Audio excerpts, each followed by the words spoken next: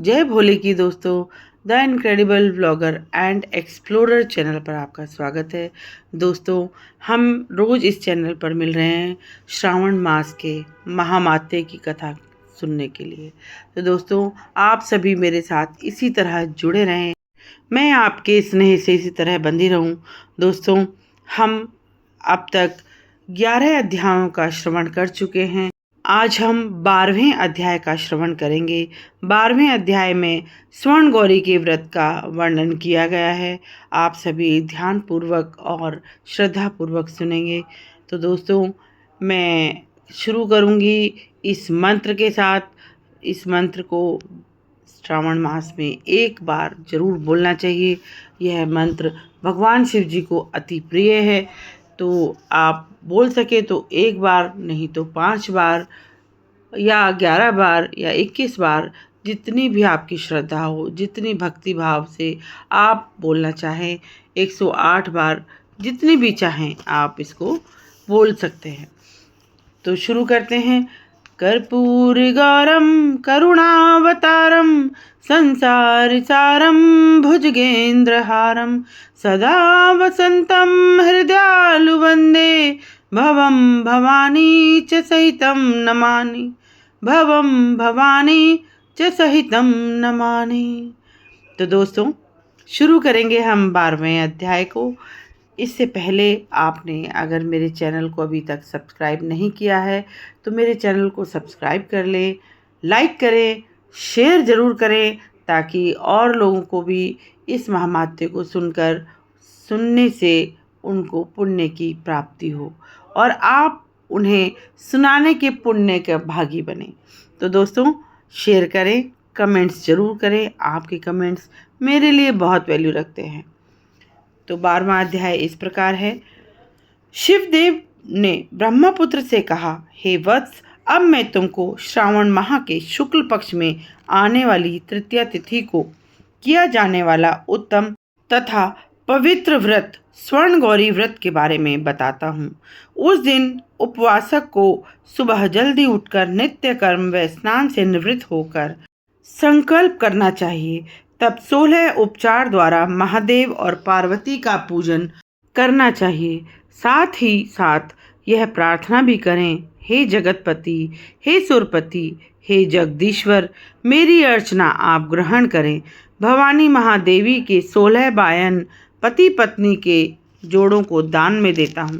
पहले चावल का आटा बना लो। चावल के आटे के बनाए गए 16 मीठे पकवान बांस की 16 टोकरियों में सजाकर उनके साथ वस्त्र आदि रखकर स्वर्ण अलंकार आदि से सजाकर अपनी भार्या सहित ब्राह्मणों को बुलाकर अपने सम्मुख बिठाकर बोले, मैं व्रत को पूरा करने के लिए, फल प्राप्त करने के लिए यह आपको देता हूँ। वस्त्राभूषण अलंकार आदि से परिपूर्ण पवित्र धर्म सहित शोभन सुवासिनी इसे ग्रहण करे। इस भांति 1 वर्ष, 4 वर्ष, 8 वर्ष और 16 वर्ष तक तत्पश्चात पूजा पूरी करने के बाद ही उद्यापन करना चाहिए।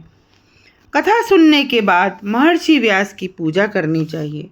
ब्रह्मपुत्र सनत कुमार ने महादेव जी से कहा, हे प्रभु, पहले यह व्रत किसने किया था? इसका महात्म्य क्या है? इस सब को आप मुझे विस्तार से बताइए। शंकर जी बोले, हे वत्स, तुमने अति सुंदर प्रश्न किया है। मैं यह सब तुम्हें बताता हूँ। हे पुत्र, एक स्वर्ण गौरी व्रत धरती के समस्त प्राणियों को धन धान्य से परिपूर्ण कर अतुल धन संपदा का स्वामी बना देता है। पुरातन काल में सरस्वती के तट पर एक नगरी थी। उस प्रसिद्ध नगरी का नाम सुविला था। वहाँ पर चंद्रप्रभ नाम का नरेश शासन किया करता था। वह अतुल धन संपदा का स्वामी और अति बलशाली था। उसकी 2 अति रूपवान और लावण्यमान रानियां थीं। उनके नाम महादेवी तथा विशाला थे। बड़ी रानी महादेवी को नरेश अधिक चाहते थे। वह उसे अपने प्राणों से भी अधिक प्यार करते थे। उनके चिंतन में सदैव महादेवी का ही वास रहता था। एक दिवस राजा वन में शिकार खेलने गए। वहाँ पर अनेक प्रकार के पशुओं जैसे सिंह, सादुल, वरहा, अरना, भैंसा हाथी आदि का शिकार करते हुए काफी समय व्यतीत हो गया तो वे भूख प्यास से व्याकुल हो इधर उधर घूमने लगे। काफी दूर निकल जाने पर उन्हें एक तालाब दिखाई पड़ा। उस तालाब के चारों ओर भ्रमर और कांडव, चक्रवाक, पपीहा आदि जीव घूम रहे थे। वहां पर रंग बिरंगे कुमुद और अन्य सुंदर फल फूल उगे हुए थे। वहां पर चमेली, कमल, मालिका आदि फूल भी सुशोभित हो रहे थे। वहां पर राजा ने एक अद्भुत दृश्य देखा। वहां एक देवलोक की अप्सराएं स्वर्ण गौरी की अर्चना में लीन थी। उनको राजा ने कहा, हे देवियों, आप यहाँ किस प्रयोजन हेतु यह पूजन कर रही हैं? इस पर उन्होंने उत्तर दिया, हे नरेश, हम सब स्वर्ण गौरी व्रत कर रही हैं। इस व्रत के फलस्वरूप प्राणियों को प्रत्येक प्रकार की धन संपदा मिलती है। इसलिए हे नरेश, आपको भी अपनी प्रजा की भलाई एवं धन प्राप्ति के लिए यह व्रत अवश्य करना चाहिए। इस पर राजा बोले, हे देवियों, इस व्रत को करने की विधि मुझे मालूम नहीं है, वह आप मुझे बतलाएं। इससे प्राप्त होने वाला फल भी मुझे कह सुनाएं।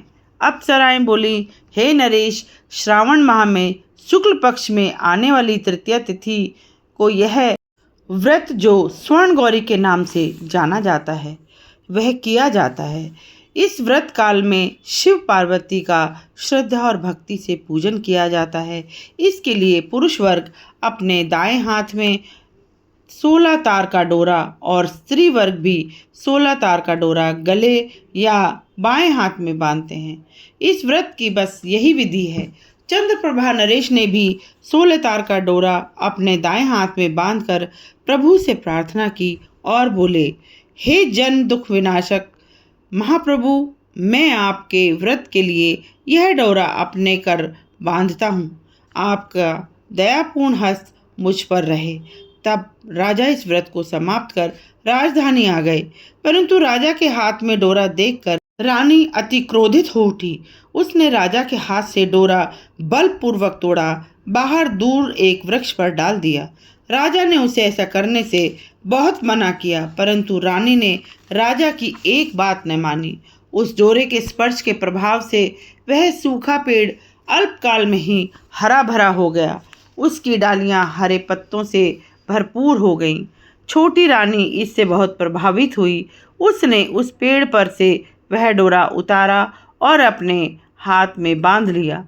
उस डोरे के प्रभाव से छोटी रानी का रूप लावण्य अधिक निखर गया, तो वह अब राजा को सर्वाधिक प्रिय लगने लगी।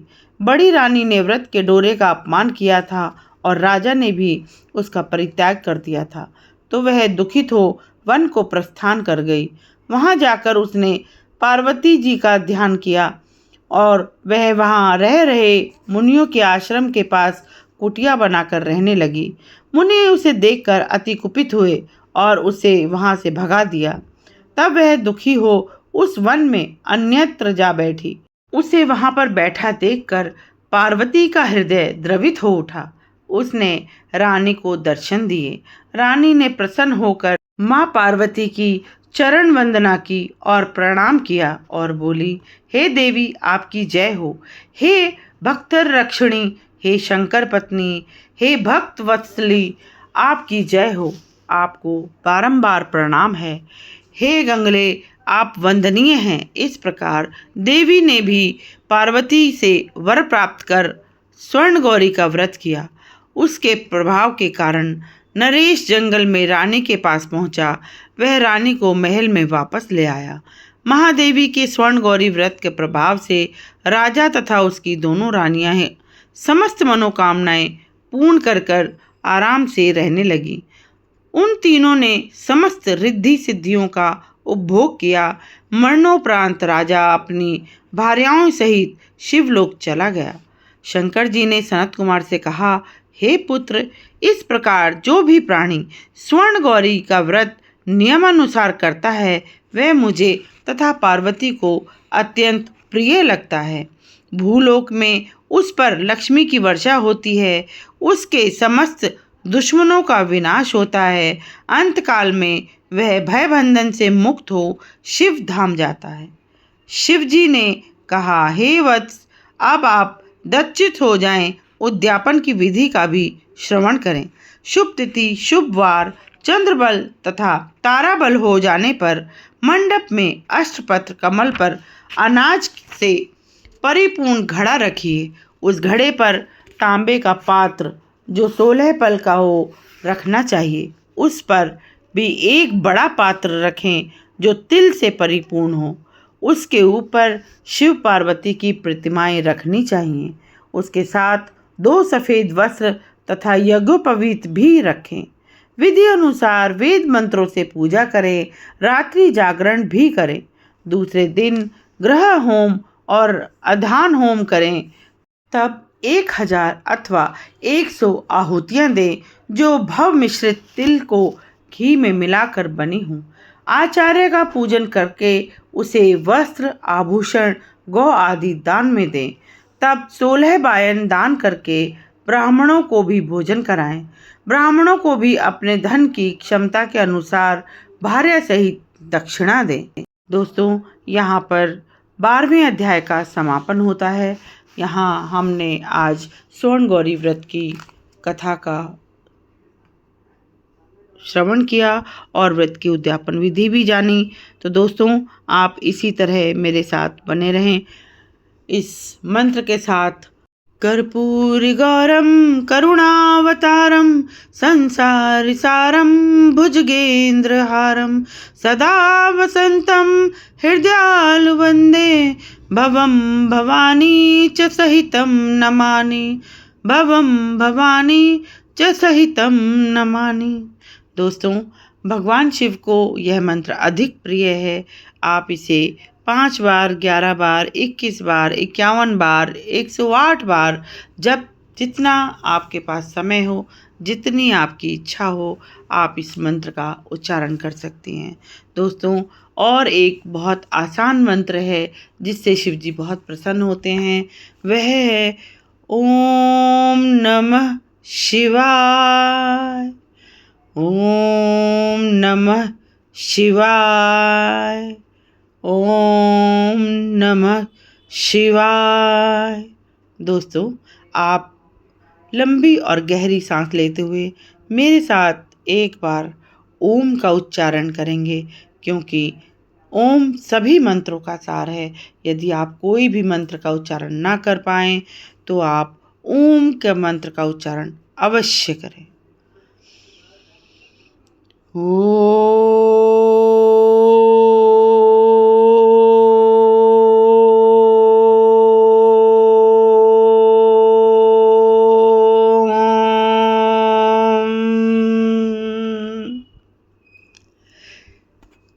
आप सभी की सभी मनोकामनाएं पूर्ण हों। आप सभी इसी तरह अपने और अपने परिवार के साथ खुश रहें। आपको सभी मनवांछित फल प्राप्त हों, ऐसी ईश्वर से मैं प्रार्थना करती हूँ और आप लोगों से इस वीडियो की विदा लेती हूँ। जय भोले की दोस्तों।